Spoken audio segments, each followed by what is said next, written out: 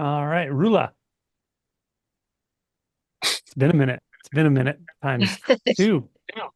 It has. Hi guys. Hi Frankie. Hello. Um Frankie, your answer really resonated with me. The one you just gave Sarah, and I appreciate Sarah's sharing also. It's really weird because normally when I speak, it's always about anxiety, fear, which seems to be like the deep-rooted whatever it is that always hangs around me. But lately it's been shame, and here you guys are all talking about that. Um, so the anxiety and the fear is all there, but it's all these images, being bombarded with images, and especially in the morning when I kind of half conscious wake up, of not being good enough, um, smart enough, successful enough, like you said, at any given moment, maybe we're not where we think we should be, um, which, you know, resonated a lot with me also. Um, but I guess I'm not sure what I'm asking. I It's just very intense. This maybe makes me think of Revolver, like some of those scenes where the voices are coming in, and and the elevator scene, or even at the foot of the bed. I don't know if everyone's familiar with that movie, but where the thoughts and images are literally feel like they're attacking me, and it's I try to go back to the senses. I lay there and I try to go to the sensations in the body, and it kind of, of course, I'm looking for relief. I know that, like, it's some part of me is always looking for relief from that, and the other part is telling me what you just said, Frankie, which is like, somehow keep it close, don't push it away, don't. And I think it's very difficult to find that space, or that um, I don't know. It's like there's a gap there, between the one that wants relief and the one that knows that I should face those things, because, like I said, they're coming up, almost like violently. So it must be speaking. Like you said, it's some kind of gift that I need to address, and I'm just not always sure how to address it, I guess. But I do recognize that it's very old. Usually, I'm always thinking fear, insecurity. I don't feel safe, even though technically I've always been safe. I know anything can happen at any moment to anyone, and that feeling has always been there since like very early childhood.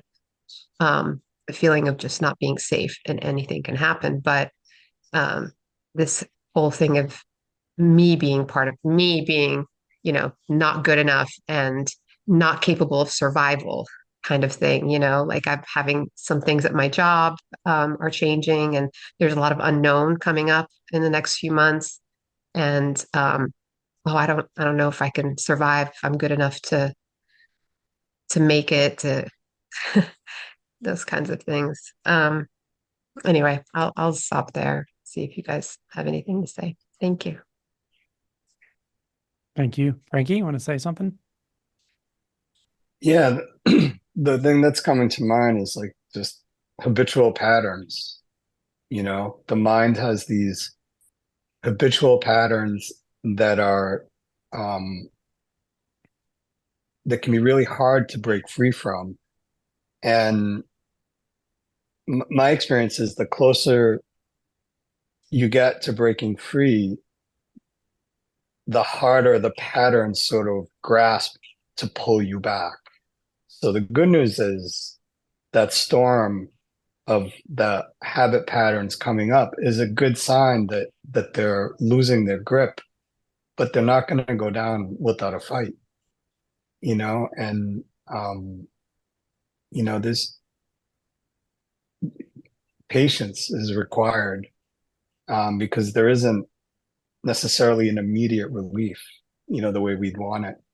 Um, but it still merits the work of consciously working to break those patterns, because they're all mental patterns. They're all mind habituated patterns.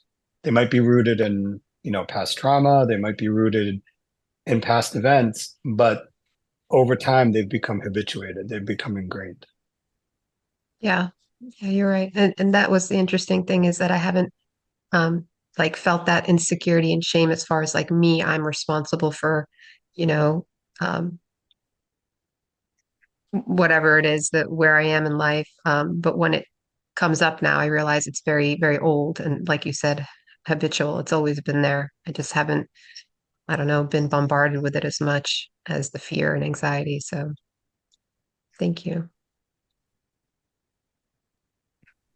Rula, we had this retreat in Taos. It was like a 1 month retreat. But for some reason, the first week, well, the first week was the week I was there running the retreat, but the topic of unbound consciousness was like threaded throughout the entire retreat. And that whole week, my talks were all on this. And that's what I'm called to point out to you in just hearing about the thoughts specifically, how they bombard and they're so intense and they just come really fast. Um, there is a sort of approach to that, and it's an interesting one in that I find that it clicks for people in this realization process at some point, but it's often at very different times. Some people kind of get it early for some reason, and some people don't really. It doesn't click for them until deep realization. But it has to do with the way you interact with your own thoughts, and it is a meditative practice, and it's really about introducing will inside of consciousness. It's about introducing will and pushing and pulling on thoughts specifically without realizing you're doing it. It becomes a very automated thing, so you're not doing it on purpose, but it can really amplify those thoughts. And strangely, trying too hard to put your attention down into the body when the thoughts are really polarized like that is very hard. In fact, it can even stir it more. So what I was called to say to you is, if you check out my playlist called Consciousness, it has all of those talks that I gave, and it has other talks about how to actually meditate in unbound consciousness as a practice. And I would suggest just trying it a half hour a day or something like that. When you get the hang of it, it really changes your relationship with thought. It doesn't mean there are never any thoughts, but it gives you something you can very directly do when the thoughts get that stirred up and there's that much polarity. And once it clicks for you, you'll be like, "Oh my God, like this is so much better. Like why didn't I know this?" But it's a hard thing to figure out on your own until it just lands or clicks. But it is possible. And there were a couple of people who were at that retreat who have like chronically had problems understanding this part of it that got it. So Really?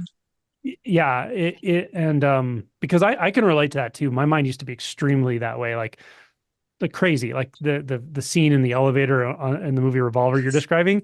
That was literally my brain for like 24 years, or well, I don't know about 24, but up until the awakening, it was constant and it was brutal, but I figured out how to like do this thing I'm talking about. Um, so I would suggest that because again, I have found that we can actually learn to move our attention into direct experience, into the senses, almost like forcing it to do that. And we can do it for a while and it may feel good, but it's like the mind is going, yeah, yeah, but what about me? What about me? It's like it needs attention.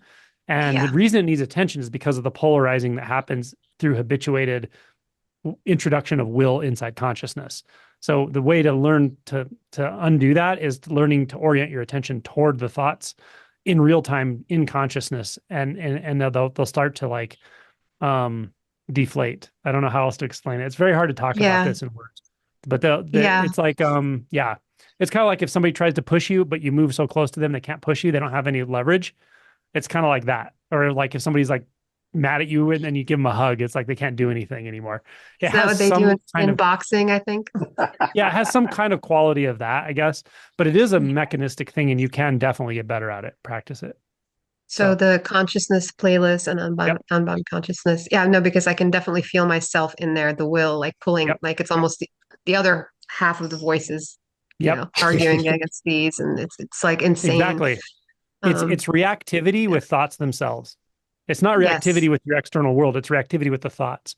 And again, our nervous systems are such that they can pick up a habit and they can actually keep doing that habit even if you're not consciously choosing to do it. It's kind of like momentum Right. actually, and it can be pretty uncomfortable. Yes, that's what it feels like, momentum. And it's okay. Thank you Yeah. guys. Thank you both so much. Love you guys. You're welcome. Good to see you. Good to see you as well. You too, Bye, Frankie. Rilla. Bye. Bye. Bye, Habib. Okay, let's go to Zircon. Hey guys, thanks for being here, Angelo, Frankie, and Thank you, everybody, for all your questions. It never ceases to amaze me how all the questions feel like questions that I have, and all the answers feel relevant to my situation. So I just really appreciate everybody's open and honesty. Um, just the mere fact of paying attention has paid so many dividends in my life. I used to be just so reactive, and now I'm just able to be with, I feel like, well, just a lot more than I used to be able to. And I'm having anxiety every day. And it's okay. It's fine. I'm not fighting it. I'm not doing anything about it other than just being with it. And I'm sure it was always there even before I was paying attention, but whatever was just jittery and not really looking into it. But it's been going on for a long time, and I'm wondering maybe there's some kind of question I could ask it. Just wondering what your thoughts are on that. Like, how can I invite it in even more? Like, and ask it, what does it want me to see? Why is it there? Because I don't really know why it's there. Can I ask you a question about it? Yeah. What do you describe as anxiety? What is it like? Try being as precise as you can, assuming I've never felt it, and tell me what it is. Well, it kind of feels like I've had way too much coffee, and it's like a almost like an electrical charge coming from the chest and kind of just like reverberating through my system, like it's bouncing up and down, kind of like. And so I could just sit and I can breathe with it.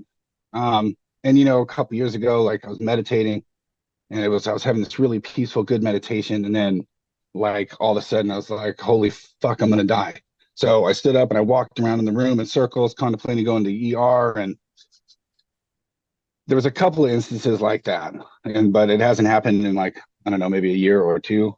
But there's just this general sense of energetic bouncing that feels like anxiety at work or at home. It doesn't seem to matter. Just kind of a daily occurrence. Gotcha. I do like how when you first described it, you described it very physically. You're describing a sensation. Yeah. And then you did say, like, a couple years ago, you had it where there were thoughts associated with it, even kind of what I would call panic, where it's like, I'm going to die, right? That's panic attack. But Yeah. but you can feel it without the thoughts. Like you know that now, right? It's pretty interesting, isn't it? It's super helpful. Yeah. And just there with it, no real thoughts coming, and just like feeling it bounce. Yeah. I just want to make sure, have you had like your thyroid checked, for instance? Because that's, if you have hyperthyroidism, that's how you might feel. Yeah. So it's just one of those things, cool. just to keep in the back of your mind. Like there are things like hyperthyroidism that make you feel kind of like that. And so it's something to bring up to your physician, that you just feel jittery and shaky sometimes and anxious, but whatever. Sounds good. Yeah. So the other thing though is, do you do any kind of somatic practices? No, there's not a lot of time at home alone. Very busy house with the kids and the wife and everything. So I've tried a little bit of TRE, but I don't think I really understand it. But what does somatic practice even mean exactly? Like, what is somatic? Something physical, like something like TRE, breath work, qigong, yoga, something where you're literally like, your attention's in the body and the body's moving around, and even if you don't realize it, often that helps regulate energy. Because what this looks like is just like a lot of, it's high energy. Could also be kind of a Kundalini effect, actually, and sometimes that's just got to work itself out. And it can take some time, and you have to kind of really figure out which kind of somatic things, movement types of practices, and so forth, calm it instead of activate it, because you don't want to activate it more, of course. Right. Yes. But there are consider things you can do with your family that could be relaxing, that are also physical, like taking walks with the family, or doing something that's like, I don't know, I could be wrong, but it almost looks like your body wants to move. So find something you can do along with the family members so that you don't have to take your time away from them. But consider some kind of movement. That's what I'm picking up. I could be totally wrong. Do you exercise regularly? Nope. So that actually feels like that intuitively that sounds like something that can actually really help this situation out. Yeah. Try cool, man. try something, movement practice. It just depends where you live and what's available. But like, we live here in Colorado near Boulder. There's like ecstatic dance things you can go to. There's like so many movement type things around. Cool. But there's a bunch on YouTube you can do. You can try all kinds of things. Do stuff with the kids, do stuff with the family, do something physical, and see if that doesn't help. Cool, man. That sounds good. I'm gonna look up all kinds of somatic things. Check it out. Yeah. Cool. Right on, dude. Thanks, man. Frankie, what you got? Anything else? No, I second that. Like I found out early in my life that if I'm not physically active, things don't go well for me, you know?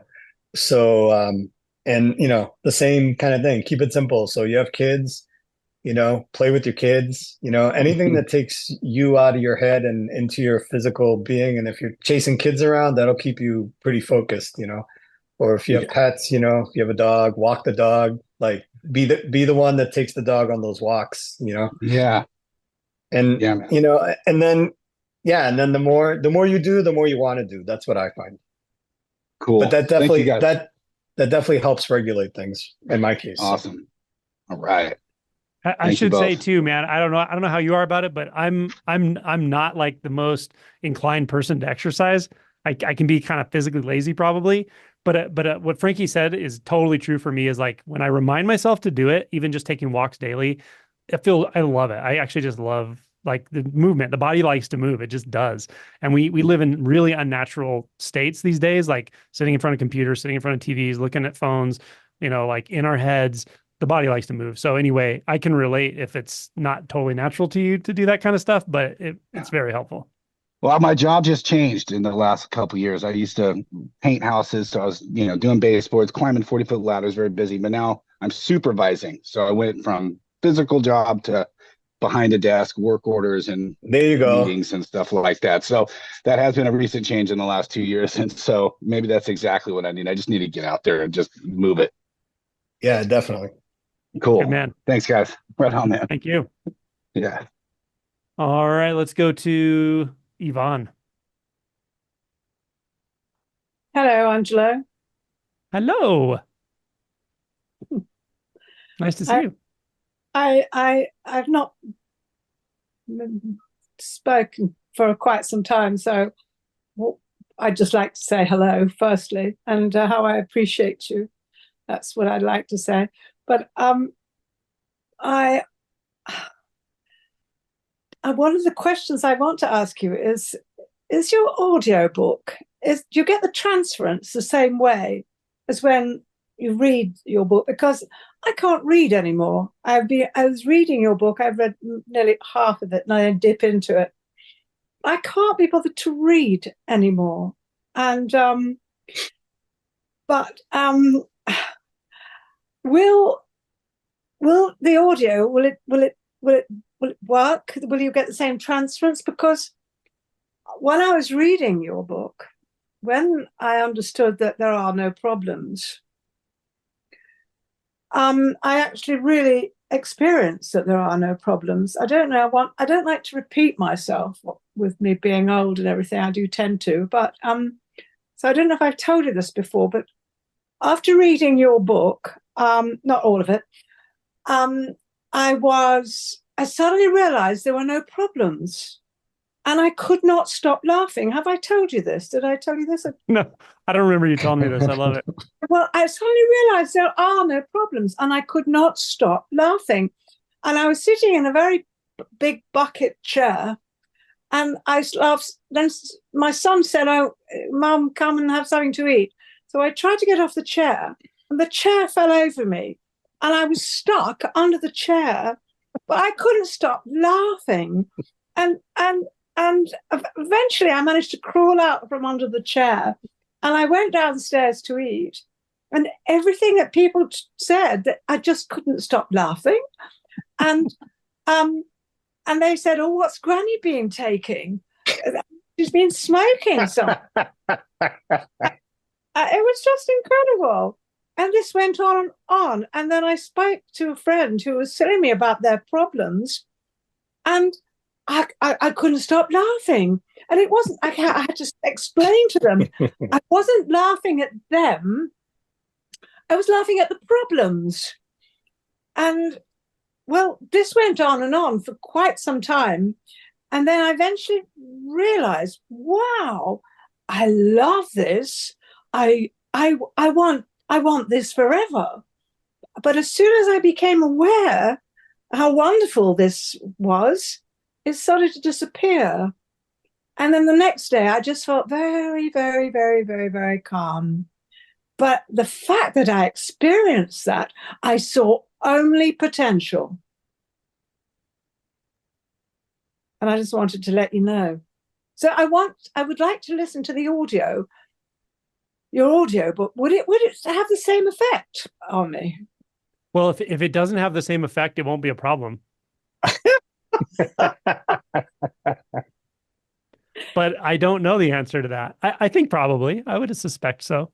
But it's like I've heard people tell me both. I think it depends on how information lands with you, because some people have said the audiobook is more potent to me than the reading your book. But I've had other people say the opposite. They say reading is definitely the most potent for me, more than videos or audio. So I'll have to try it and let you know. Definitely do. But I mean, it's very difficult to explain to people. I mean, even to myself now, but now I've experienced that.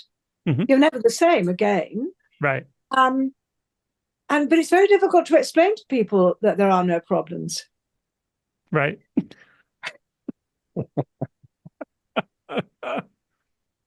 It's just so nice to hear from you. Thank you, Angelo. I love you, Angelo. Thank you so much. I love you too. Thanks for sharing. Bye-bye. See you again soon. Well, I'm still going to, but I'll mute. See you soon. Oh my gosh, I love it.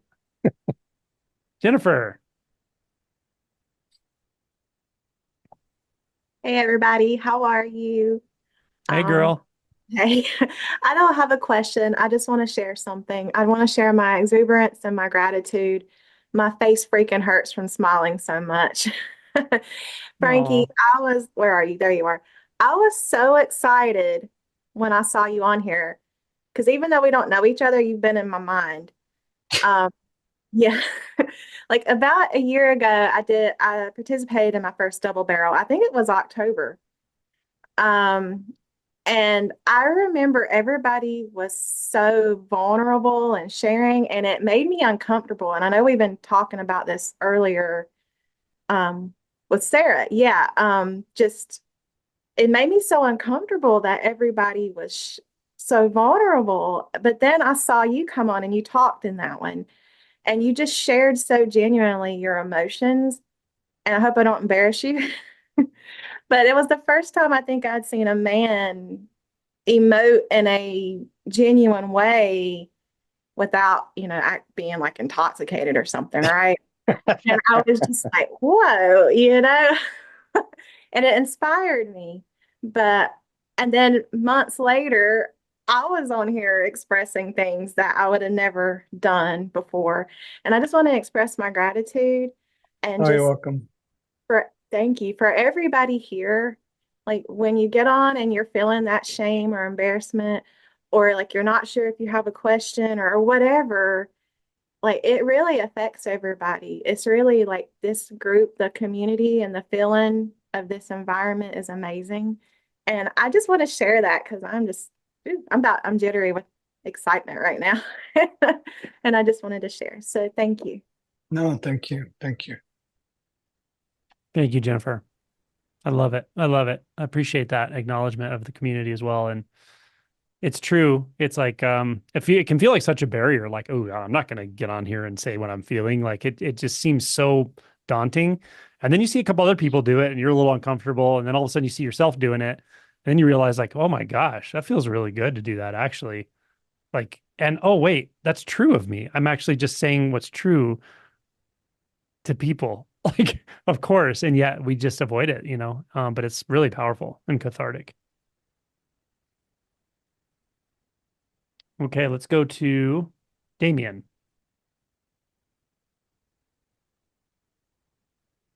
Hi, Angelo. Apologies about the camera. I'm just not able to connect it for some reason. No worries at all. Um, at the minute, I'm having an experience where in meditation, there's like a rapid expansion, and it's coupled with this sense of like I'm going to disappear. And when that happens, so the sensation that comes over me, this rapid expansion, I don't have any control over it. It just kind of seems to happen. And it's coupled with this, sensation of like I'm just not going to exist. And I get very fearful when that happens. And then when I get scared, the whole thing just collapses, and it happens quite quickly. It's been happening for a number of years now. And it's starting to happen with more frequency as well. So a little bit of background for a sort of 20-year period doing Advaita Vedanta, sort of studying that in Sanskrit, and then stopped that for a bit, and then did some primal therapy and kind of sorted some different things out. And then the last sort of 6 years, more Zen. And yeah, I'm just not sure where to go with it. I'm not sure what to do. I've spoken to a number of different people about it. They've given me a few different suggestions, but it hasn't really helped that much. So I'm not sure what to do. Okay. Frankie, did you want to start, or would you like me to start? No, you go ahead. Okay. So Damien, so this experience is not uncommon, I think, among people going through deeper realization. So it can happen very randomly, can happen in sleep or while you're going to sleep, can happen when you're meditating. It often comes with something that I've just termed like existential terror. And sometimes I'll say, like, you can feel like sort of fear as a human, and it's in the human container almost.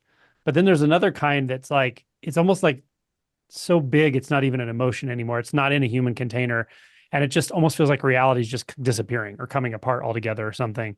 And that sounds a little bit like what you're describing. But there are things they're helpful in these situations. So first of all, I do want to say this is not going to last forever. These are momentary experiences, and they'll come and go. And so what? They're also, you're not missing opportunities. They're not a marker of anything specific. It doesn't mean like, oh, because I got scared, like I missed an opportunity or something. These are all just thoughts and interpretations. Don't worry about that. It's a very energetic experience. Yeah.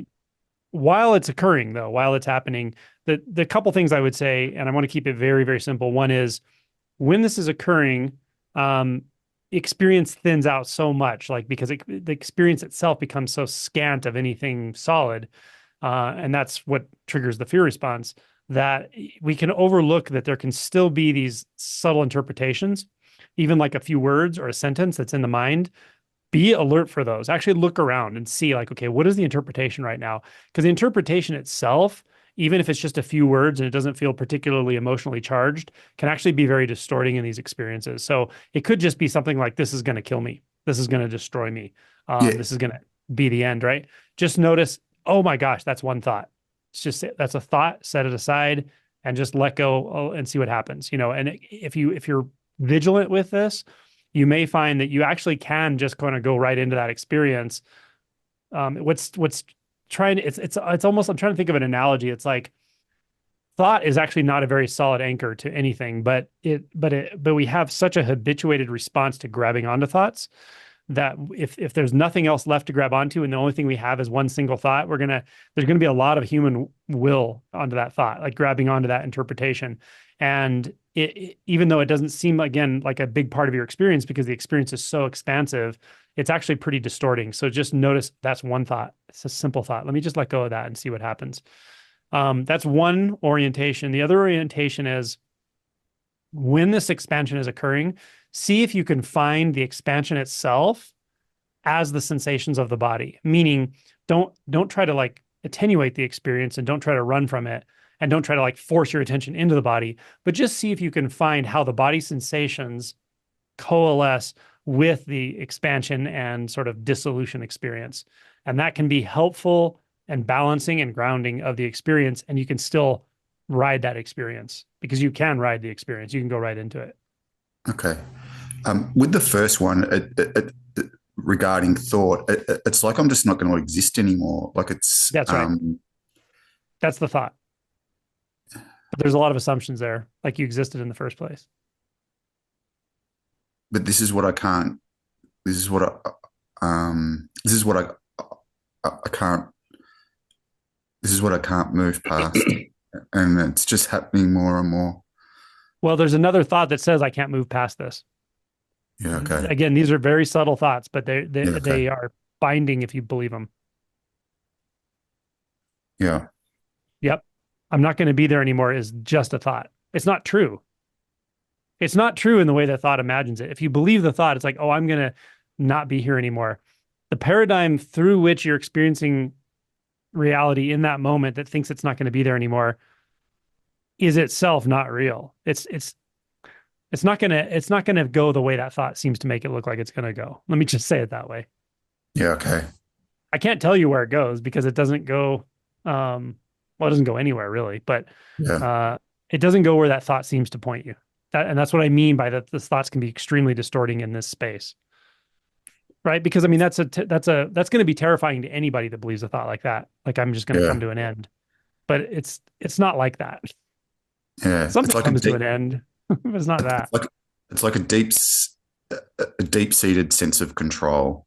That's right. That's what's going to come to an end. What's going to come to an end is the fear that you're going to come to an end. That's what's really going to come to an end, but you can't plan for that. All you can do is recognize the thought itself is probably not what you think it is. So you can literally question that thought in real time. Oh, okay. There's a thought that says, I'm going to come to an end here. Yeah. And just recognize that what does that thought really know? It doesn't know anything about this experience. Yeah. It doesn't know. It's trying to, but it doesn't. And it's Yeah. fine. Yeah. Nothing's going to come or go. I'd tell you that. Regarding the second point, are you saying Yeah. that when it does come up, then come back to the body? Is that what you meant? I didn't quite understand. Well, I hesitate to say come back to the body because if you're experiencing in a sort of non-dualistic way, that the body isn't like a set place, right? It's a sensation field. So like, for instance, right now, can you feel sensation field that would be called the body, but it's not necessarily localized to a physical body? I'm aware of my body and I'm aware of what's outside. I can become aware of what's outside my body. Like I'm looking at the screen. I have a sense of like my actual physical body. Okay, so not looking because that's visual, but I'm talking about actual sensation. So can you just feel like the center of your body, like within it? Just sensations. Yes, I do. Yeah. Okay, good. Can you keep your attention on those sensations? And then notice that the sensations themselves are not as localized as they might seem if your mind imposes a mental image of a body on those sensations. The sensations are there whether or not there's a mental image of a body. Can you kind of pick that up? The sensations are connected within the body. Well, when you're feeling the sensations directly and your eyes are closed, where's the body? The body's only a mental image. The body's a thought, right? Are you clear on that? No, I'm not, because it feels physical. It doesn't feel Physical like... is an interpretation of the sensation, right? Sensation primarily is only sensation. Okay. You got it? I'm nearly there, but yeah. So just the sensation. So okay. in that just the sensation, there can be infinite expansion. So if infinite expansion is perceived, then the sensation won't exclude it, and it won't. It's also not somewhere else. It's not going to distract you from it, but it will keep you in contact with the energetics of the local effect that we call you and the body. So the experience this one's more subtle than the first one. Yeah.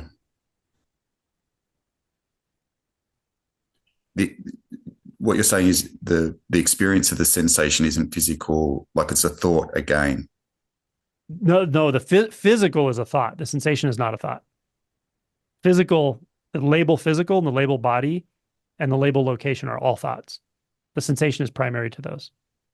But Okay. this isn't thoroughly clear until non-dual realization. In non-dual realization, this is more obvious than any thought you've ever had. Mm. But you can still you can sort of sense into it before that realization. Yeah.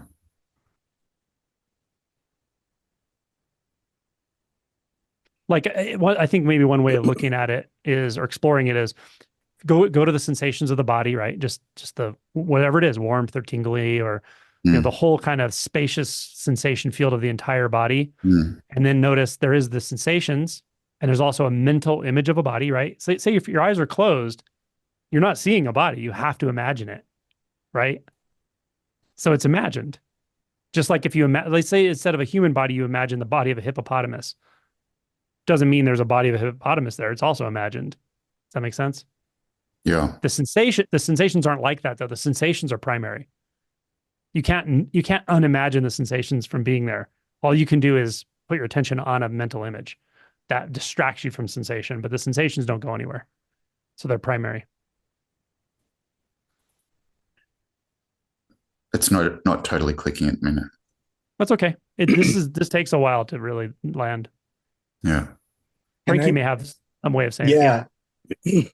So just based on your Advaita Vedanta background, just to echo what Angelo said, the experience that you're on the cusp on is exactly what's described.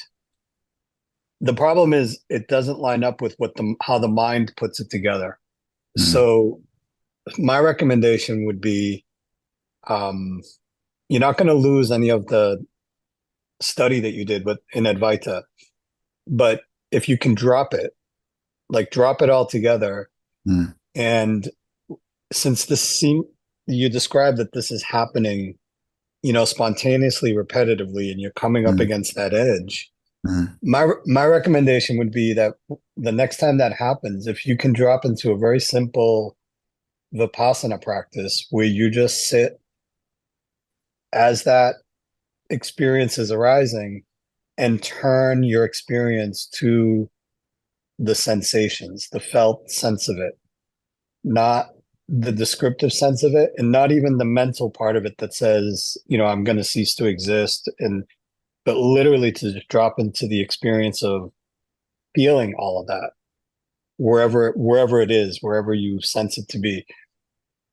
Because my experience with the Advaita study is that they don't point directly so much to that because it's a wisdom tradition, and this that you're experiencing is more from the Tantric tradition.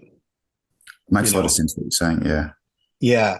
So what you want, this is kind of geeking out a little bit here, so I apologize to anybody who's not familiar with any of this, but just to keep it simple, the Tantric is the experiential, right? The Tantric is the actual.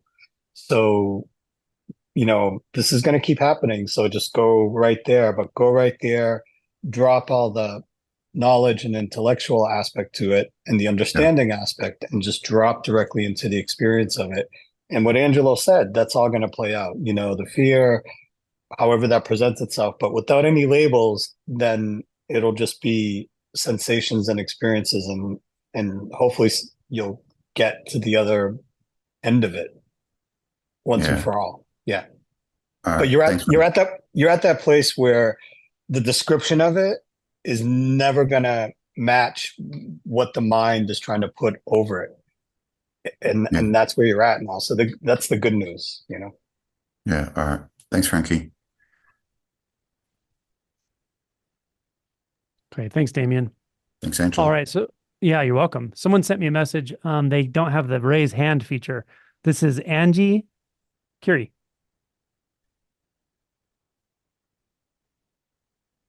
Sorry. Hey, hey, Angelo, it's Angie. Thank you so much. I wasn't expecting this. So first of all, I want to say that I saw you at Amplify for the first time, and you reminded me of the community locator, and thank you for that.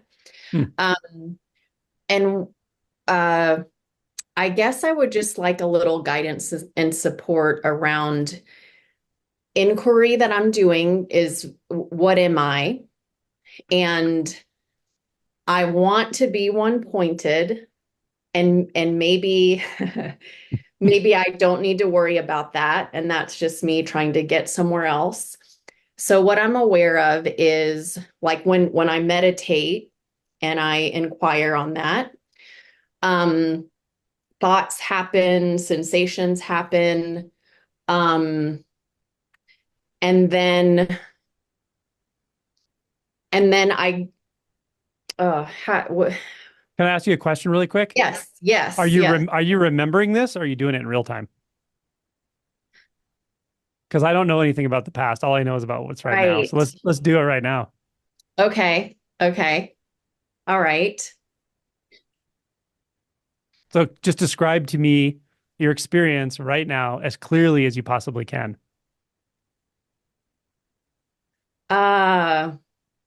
The experience is fear. Okay.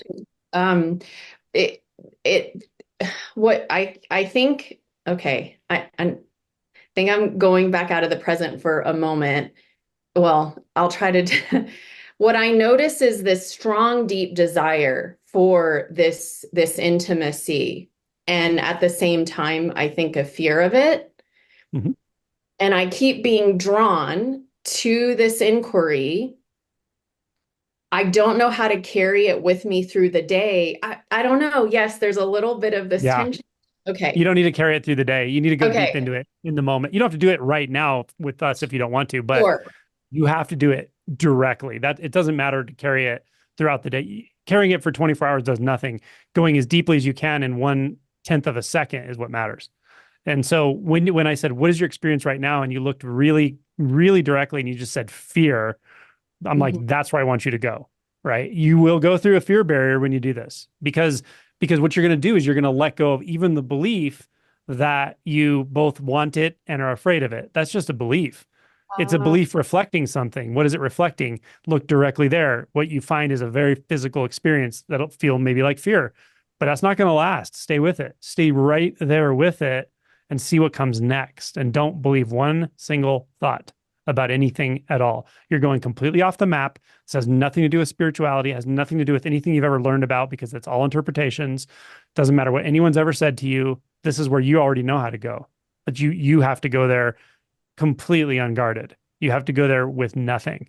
You have to go there with no expectations whatsoever. You're going off the map. That's the way this works. Okay, thank you. I want to when you were saying that, and I'm being present and with everything, and this happens when I'm asking, overwhelming sensation seems to happen, and Okay. when that happens, just let it. That's right. That's right. Okay, just Overwhelming is an interpretation, right? right. Yes. But the sensations are there. So what? Let them be there. So you just feel it. Just whatever's there, it's there. Okay. And then the mind says overwhelming sensations. And you say, okay, thank you. That's a thought. But what's really here? What am I really without that thought? Because whatever you are, you were that before the thought came, before the overwhelming sensation interpretation came. Were you different than you are right now? Well, I don't know. Well, let's look and see. Does anything actually change? The experiences change, but do you change? Does what you are, which is your primary question, change? Can you look at it right now? Can you step apart from it and look at it? There's no wrong answer. The right answer is your experience only. I don't have the right answer for you. No one does. Buddha didn't have the right answer for you, but you do. Can you step apart from what you are and look at it? Stay right there. Don't move. Don't move. Stay right where you are. That's it. This is how you do this. Stay right there with it. Stay with it. Stay with it. Good. Good. The mind will try to grab you. It'll try to turn it into a story. It'll try to turn it into something familiar. It's going to try to give you something familiar. Oh, I know what happens when every time I do this, blah, blah, blah. That's a story. Don't tell yourself stories. Stay right here. You're right there. Thank Okay. you. Yes. That's how you do it. Thank You're you. right on the edge. You got Yeah. this. Okay, thank you. Yeah, and it'll be a big shift. It'll be a big drop, but it's okay. Let it drop. Okay, thank you. You're welcome. Nice. Let's go to Labina. Hey, Angelo. Hey. Hi, Frankie. I haven't seen you in so long. That's a joke. I don't really have. Yeah, we live near each other, so see him all the time. I don't have any questions, but I do have a couple of things to share. So the first thing is, what's been coming up is like, I think there was a part of me that thought that I was gonna wake up and somehow my family was gonna become really perfect. That did not happen at all. I also thought that I would have like this unending patience for all the things that drive me crazy about them. In fact, it's been the exact opposite, as in like the feelings are so full on. It's kind of like, I hate you, like, so very uncomfortable in that regard. And my family, as Frankie knows, because I talk to him all the time about it, they've been really good spiritual teachers for me in a lot of ways. Every time I'm like, oh, I'm enlightened now, they're like, oh yeah, here's some shit for you. Um, so that's just been how it's been going, and I'm like, wow, it's just like so uncomfortable in a lot of ways. But then there's also this like really the sense of like embracing it more and more, if that's like possible, and it's taken me to some really deep feelings of grief that I think I was like telling you about it when I had some time to myself to really sit with it. It just like took me by surprise as to how much there was. And also there's just this sense of like, you just feel more and more and more. And then you start to feel where people are trying to like avoid what they're feeling, and you feel that. And then you're like, okay, let's be with that then. So that's also something that, comes up with my family and all our stuff, our trauma with each other and things like that. So I just wanted to share that, because sometimes saying it out loud and acknowledging that that's what's happening where I feel so imperfect, is there. So that's one thing I wanted to share. The other thing I wanted to share was actually a poem that I shared on the group at one point because you encouraged me, but not everyone, but a lot of people were talking about shame today. So And you wrote this, right? Yeah, I did. I wrote Okay, it. I want to make sure you take credit for it.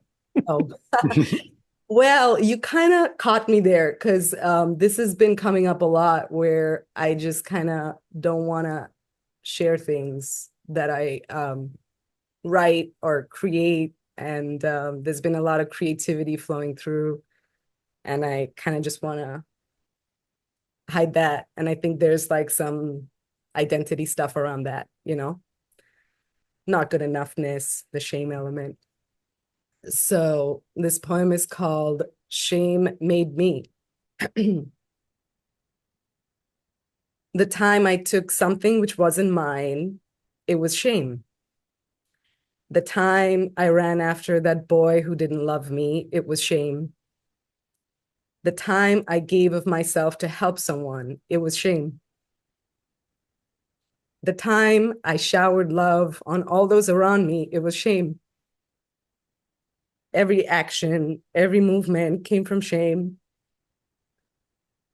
The shame that kept whispering that there's something wrong, something to correct, something to make up for. Recognizing now that this wall of shame is who I thought myself to be, I am stunned. Who am I without this shame? There's no answer, just a heartbeat. the green leaves of the tree, footsteps and music floating in the air.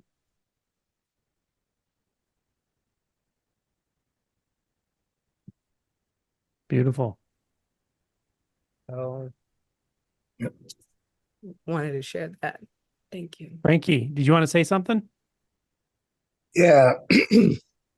Made me think there's this really well-known play that was on Broadway for a long time. Might still be on, I don't know. It's called I Love You, You're Perfect, Now Change.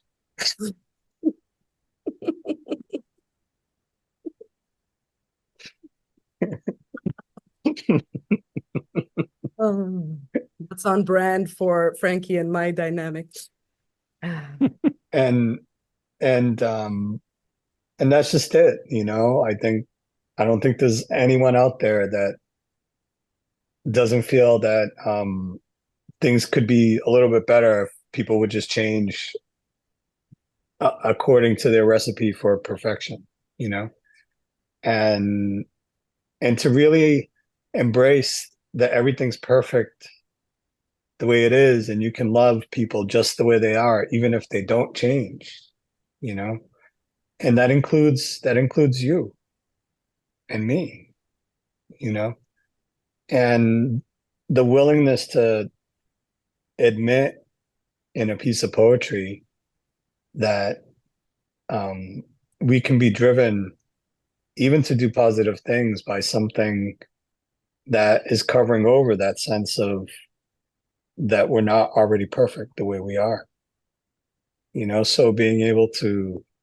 not just say that out loud, but really see it, you know, and how that drives who you believed yourself to be, you know, and that it's just a belief and it's just a misplaced belief, you know, something that was probably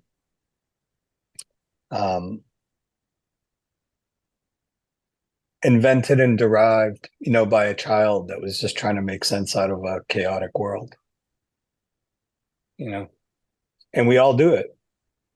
I don't think there's a human being on the planet that hasn't done that, you know, so that's great. I think it's great.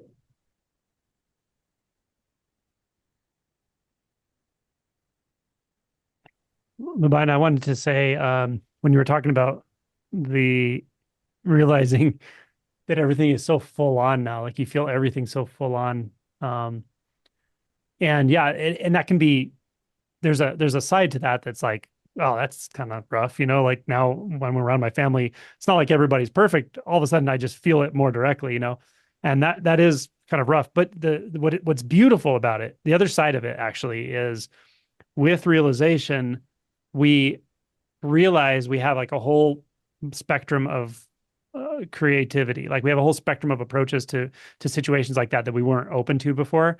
And it can be simple things as like just excusing yourself from an environment for a few minutes or something. But the point I want to make is about timing. And this is something that comes into play in deeper realization where you actually realize there's a sort of timing to everything.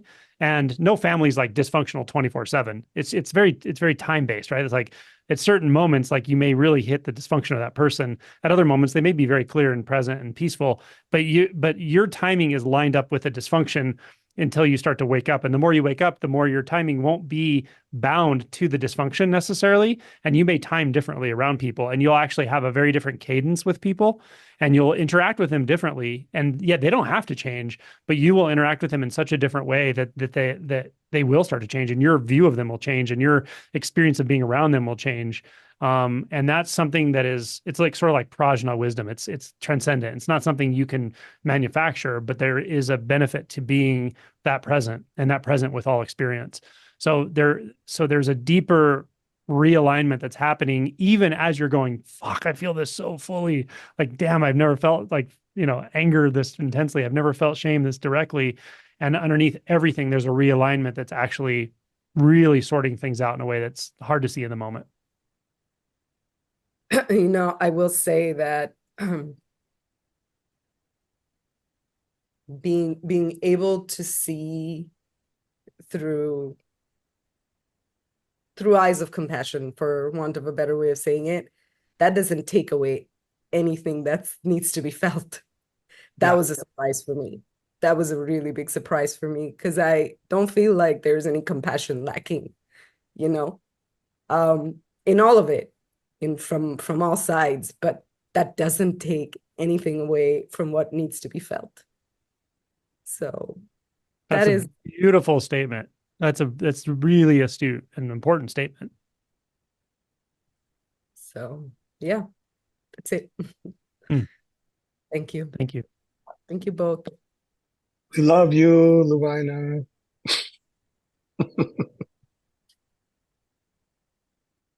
Let's go to Brandon. Hey guys, can you hear me? Yep. Okay. Thank you, Angelo. Thank you, Frankie. Thank you, everyone who shared.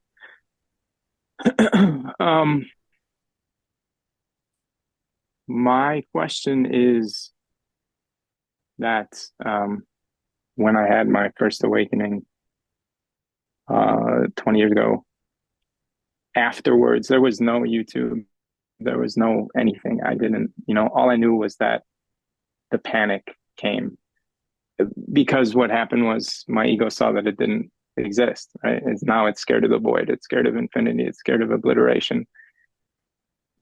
The strength of those panic attacks, I mean, it was debilitating for years. But also what came with that was like a dizziness. Not I don't even know if I want to call it a dizziness or like balance issues. So first of all, I was wondering if I can tell that this is not like a medical issue. This is something being superimposed as a defense mechanism, which may have now gotten integrated into my nervous system. I don't know. But my question is, number one, well, here, let me say a little bit more to give you a little bit more context before I ask. Recently, I had I don't know if it's possible to have two awakenings. This was nothing like the first awakening. This was a death. It was a huge ego death. It felt like exactly what it felt like was a death.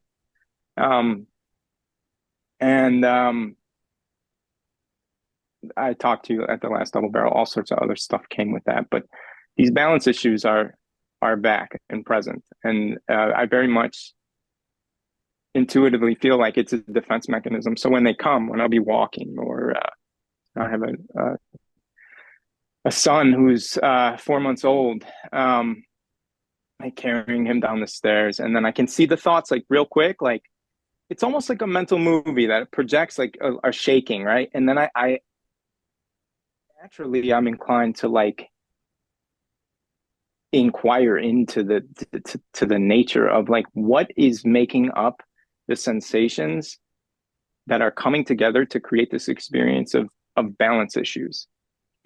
And what I've discovered is that it's not only those like real quick flashing thoughts, it's also like subtle sensations in the head that almost seem like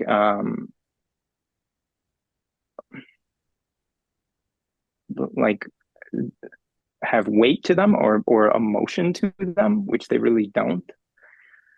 But I don't know if you've ever come across anyone who's experienced this, or you have any advice. I mean, I'm just obviously not resisting it. I'm just trying to gently like look into it is what I've come up with myself. But do you have any other suggestions? Yeah. So, first of all, your story, I can't remember what I said to you last time. I remember you, but I don't remember your story. But your story reminds me of what I say to people sometimes. I'm like, you don't necessarily want to have a really, really deep awakening out of the blue with no preparation and you don't know what it is, especially, right? I mean, you're an example of that, but that's neither here nor there at this point. The most recent shift could have been this shift of no self. I don't know for sure, but it feels very much like just the end of something. It's the end of the self structure. It's seeing that it was never there, never could be there, not there for anybody. There's no such thing. That's it, and it's kind of like you just live in this world of as isness. The energetics of it that you're describing, I haven't heard this exact pattern of energetics, but it's definitely energetic. And not terribly surprising. My suggestion, this is just instinctual, is actually to just sort of practice throughout the day of just putting attention directly into the body sensations, for like a minute as you just move around through the environment, in like just sensations, pure sensation, pure sound, pure visual, even though it's, not really in some specific place, and sort of anchoring yourself into the sense fields in that way. Because probably what I sense is the case is that it's that inner world that's sort of not really available anymore, but there's an energetic to it, that something's trying to sort of navigate that inner world. And that, I could be wrong, but that seems to be the localization of the energetics and the sensations, and also the disorientation. So it gets very disorienting when we don't have an inner world to kind of recoil back into anymore. But what we do actually, what you can learn to do for sure, is anchor yourself into the senses. It's a very different kind of anchoring. It's not solid.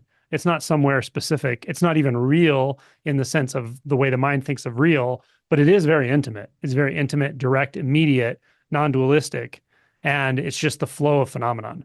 So at some point that's going to happen naturally, but you can actually sort of practice and help it along by just keeping, your attention rotating through the sense fields instead of going back, trying to kind of regroup into some space that doesn't exist really.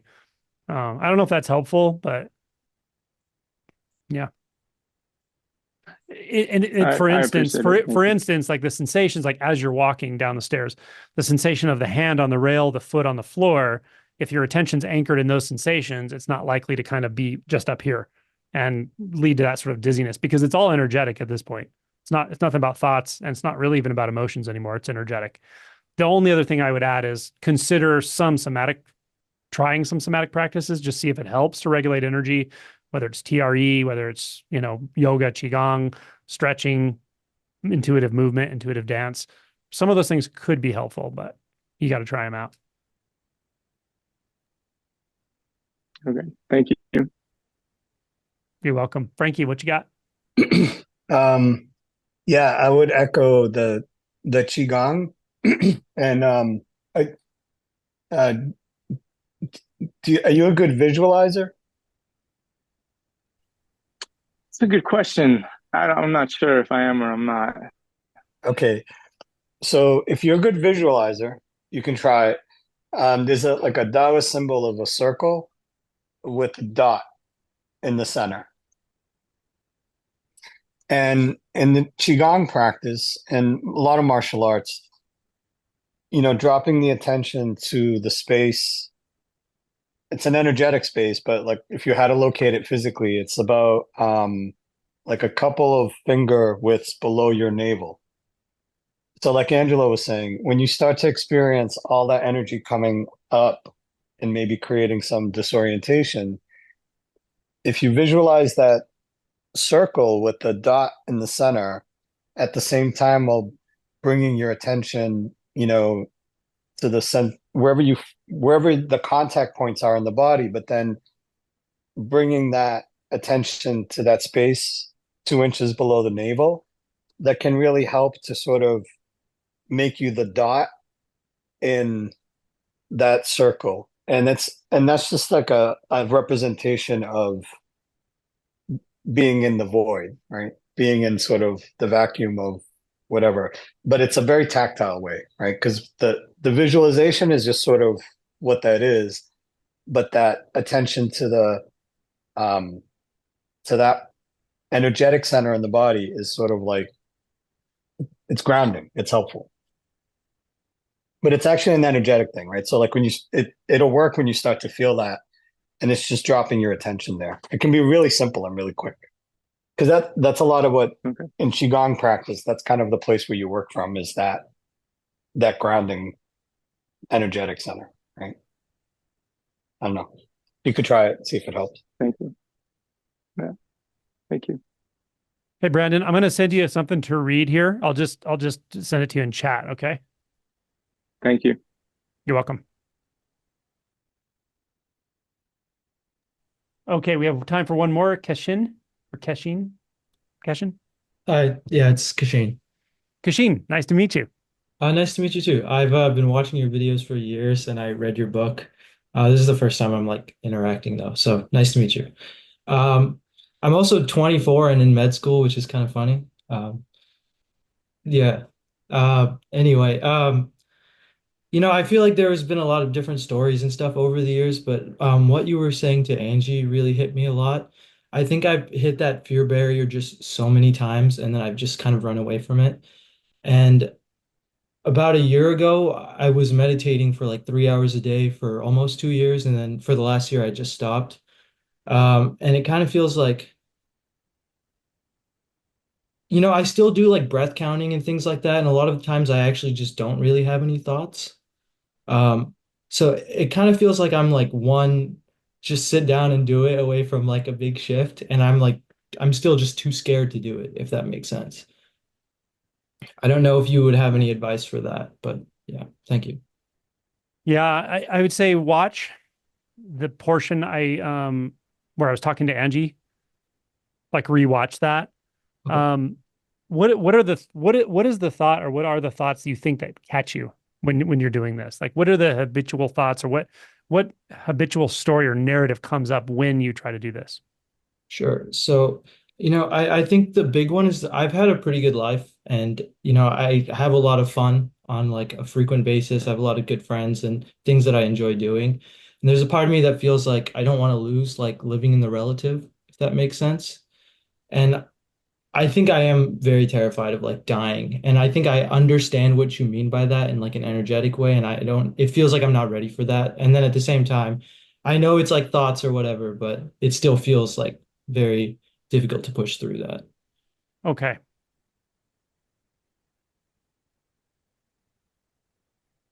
Yeah, what I would do is when you're at this, when you're doing that kind of inquiry, when you're just one pointed, notice the exact structure of this thought sentence. What does it say? Like, does it say, "Oh, I'm going to lose everything," or maybe it's one specific aspect of that life you don't want to lose? Maybe it's romance, or the promise of a partner, or the promise of your friendship or your family.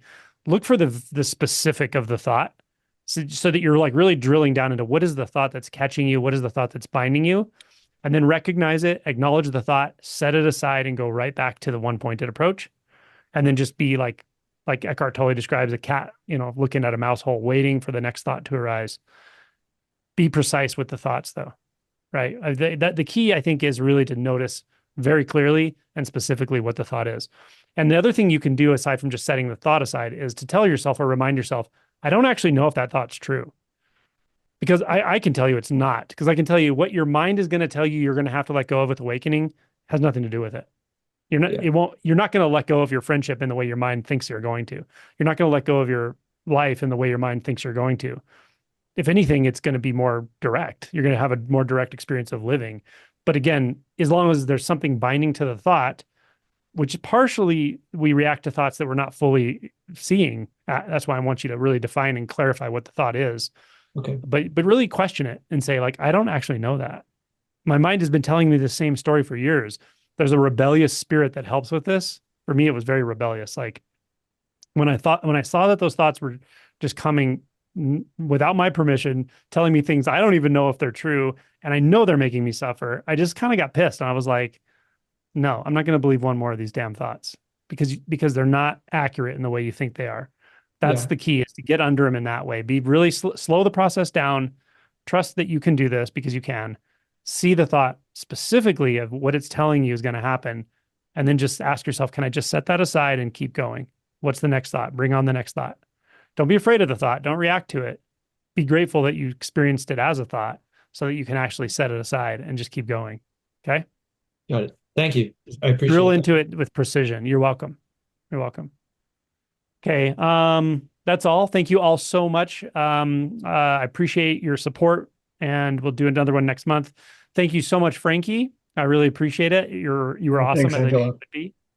It was And fun. yep, it was. It was. Brandon, I'm going to send you this link. I'm sorry, it took me a minute here. So before we go, I will send that over to you.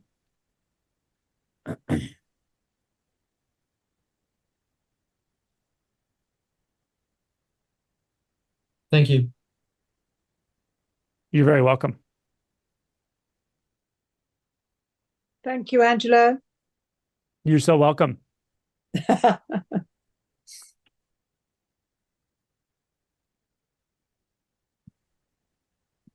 Thank you to everyone.